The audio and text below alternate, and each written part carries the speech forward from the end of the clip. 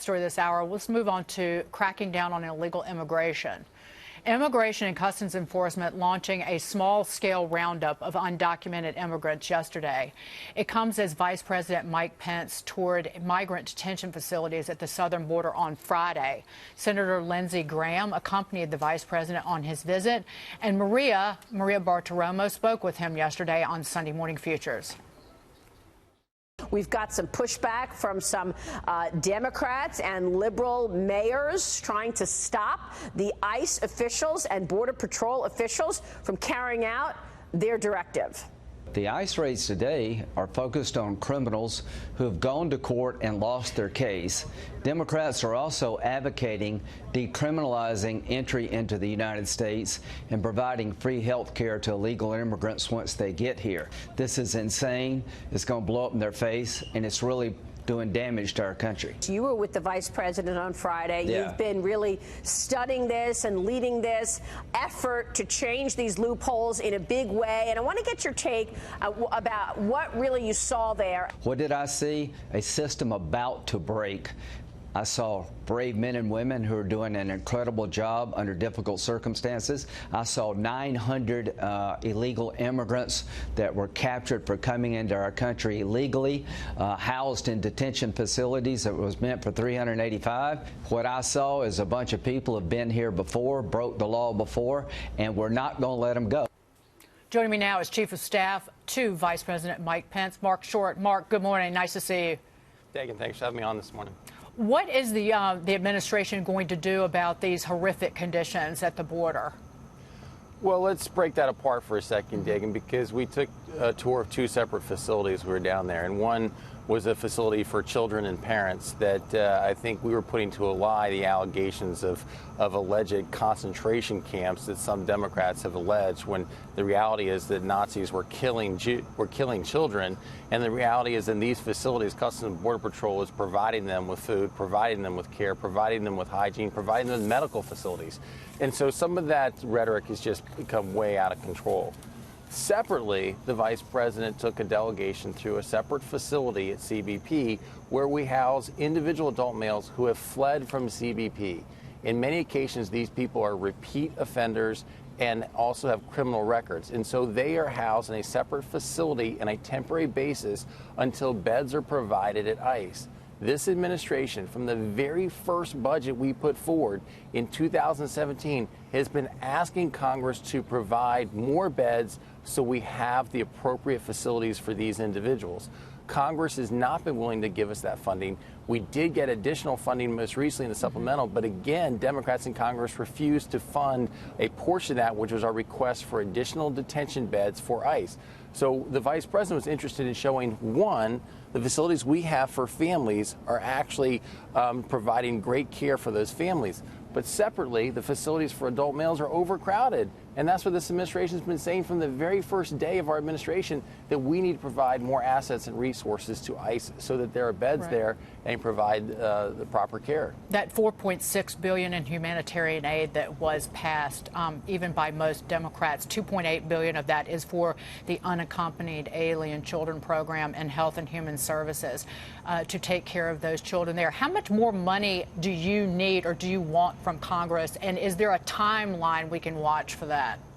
Well, again, I think it's partially the additional resource aid, it's partially how Congress ties our hands and how they allocate those dollars, because they're specific in requesting that ICE not have the resources that ICE needs. So they may give more funding to Customs and Border Patrol, but the way the system works is that Customs and Border Patrol needs to have the backlog freed up in ICE to move them out of their temporary facilities into facilities that ICE has with beds.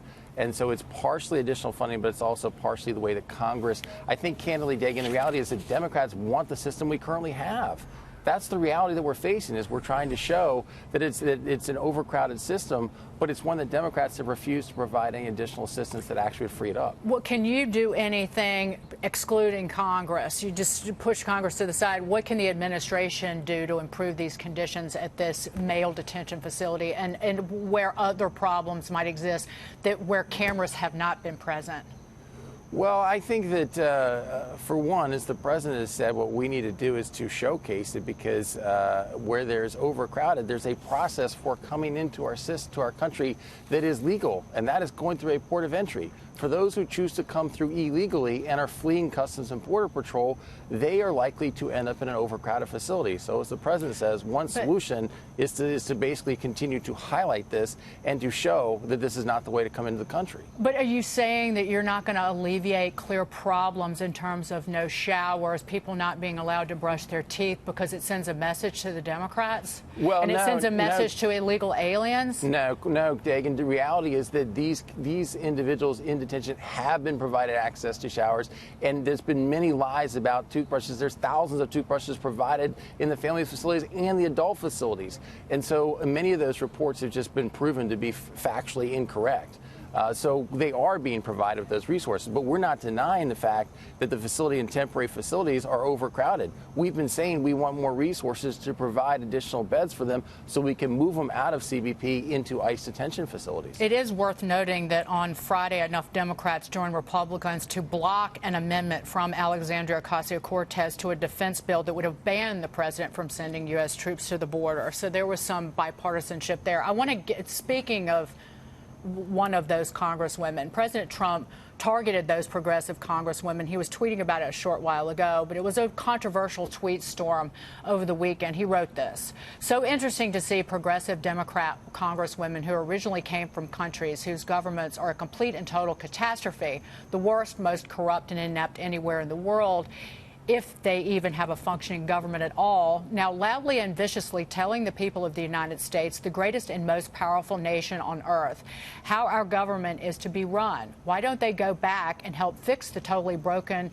and crime-infested places from which they came, then come back and show us how it is done? These places need your help badly. You can't leave fast enough. I'm sure Nancy Pelosi would be very happy to quickly work out free travel arrangements."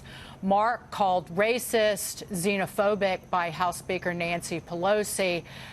Why would the president intervene when the Democrats are essentially destroying one another? He belly flops right into the middle of that and essentially unites the Democrats once again against him. Well, if the Democrats choose to want to unite around Ilhan Omar, it'll be interesting to see how that plays out for them. But, you know, Dagan, since I returned back to the White House, one of the greatest experiences I had was the chance to join the vice president on Independence Day. And when the vice president swore in 50 new naturalized citizens, it was a remarkable day.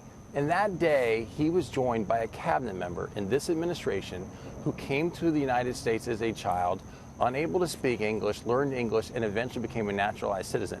She is an Asian American, Elaine Chao, serving in the cabinet of the Trump administration. So when people write that the president has racist motives here, it's just look at the reality of who's actually serving in Donald Trump's cabinet.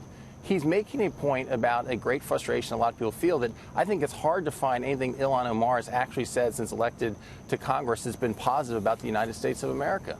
Well, and I have said repeatedly that the Democrats not calling out anti-Semitic remarks and the use of tropes as anti-Semitism, calling it that, marginalizes it and ultimately normalizes it, when it was just several decades ago that 6 million Jews died because of that very kind of anti-Semitism.